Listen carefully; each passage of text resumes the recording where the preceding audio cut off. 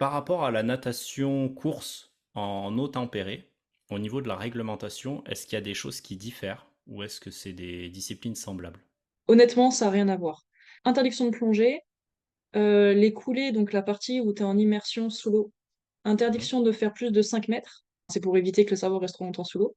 Le troisième truc qui est totalement différent, bon, après il y en a d'autres que je vous raconterai, mais les trois trucs principaux, c'est ça. Donc interdit de plonger, interdit de faire une coulée de plus de 5 mètres, et le virage, donc on fait pas la roulade, donc on appelle ça une culbute, mais on fait pas Mhm. ça pour éviter qu'il y ait un problème avec l'oreille interne et qu'on s'oriente vers le fond de l'eau et qu'on aille se noyer, quoi. Il y a une règle aussi qui a changé très récemment, c'était que en brasse, avant, les nageurs avaient pas le droit de mettre la tête dans l'eau.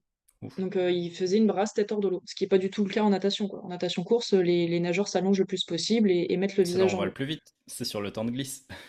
Ouais, bah là, c'était interdit. Pour le 1 km et le 500 mètres, on est obligé d'avoir une ceinture, parce que du coup, s'il y a un malaise ou quoi, on peut attraper le nageur et le sortir de l'eau. Cette ceinture, ils vont l'imposer maintenant, même pour les courtes distances. Et du coup, je rebondis encore une fois, la différence qu'il y a aussi avec la natation course, c'est que il y a le 50 et le 100 mètres avec toutes les nages comme en natation course, donc ça change pas, mais nous, c'est le 250, le 500 et le 1 km. Donc il n'y a pas le 200, 400, 800 et 1500 de natation. C'est pas les mêmes D'accord. distances.